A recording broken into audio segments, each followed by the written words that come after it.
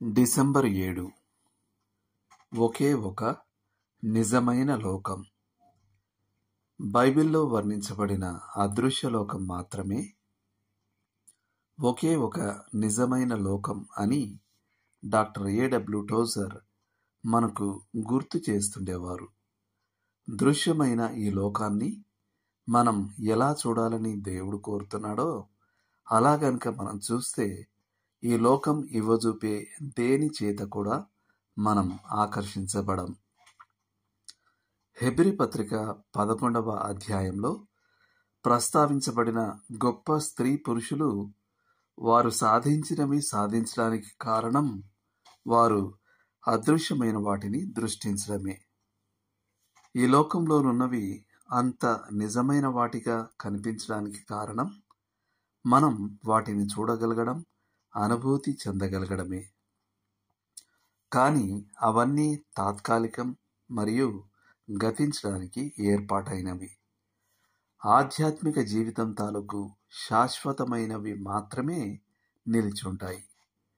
మనం ఈ సత్యాన్ని విపరీత స్థాయికి తీసుకెళ్లి భౌతికమైనవి మరియు ఆధ్యాత్మికమైనవి ఒకదానికొకటి వ్యతిరేకమని తలంచకూడదు. భౌతికమైన దాన్ని మనం దేవుని చిత్త ప్రకారం ఉపయోగించినప్పుడు ఆయన దానిని ఆధ్యాత్మికమైన దానిగా రూపాంతరపరుస్తాడు. అప్పుడది పరలోకంలోని మన ధననిధిలో భాగమవుతుంది. మనం భౌతికమైన దానికి విలువివ్వడం దేనికంటే భౌతికమైన దాన్ని ఆధ్యాత్మికమైన దాన్ని ప్రోత్సహించడానికి ఉపయోగించగలం గనుకనే తప్ప అది నిజంగా ఏమై ఉందో దాని కొరకు కాదు.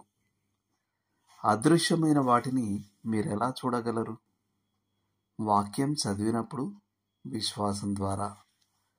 మనం ఎప్పుడూ క్రీస్తును గాని పరలోకాన్ని గాని చూడలేదు. అయినప్పటికీ అవి నిజమైనవని మనకు తెలుసు. ఎందుకంటే దేవుని వాక్యం మనకు అలా చెబుతుంది కనుక. వాక్యం నుండి విశ్వాసమనున్నది నిరీక్షింపబడు వాటి యొక్క నిజ స్వరూపమును అదృశ్యమైనవి ఉన్నవనుటకు రుజువునై ఉన్నది.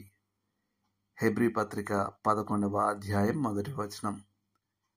మరెక్కువ ధ్యానానికి యోహాను రాసిన మొదటి పత్రిక 2వ అధ్యాయం 15 నుండి 17 వరకు. హెబ్రీ పత్రిక 11వ అధ్యాయం 6, 10, 13, 14, 27 వచనాలు. కొరింథీయులకు రాసిన 2వ పత్రిక 4వ అధ్యాయం 18వ వచనం. చేయాల్సిన పని. మీరు విశ్వాసంతో మాత్రమే చూడగలిగిన బైబిల్ చెప్పే 3 విషయాలను తలంచుకోండి. అదృశ్య లోకం యొక్క వాస్తవికతను బట్టి దేవునికి కృతజ్ఞతలు చెల్లించండి. దేవుడు మిమ్మును దీవించునుగాక. ఆమేన్.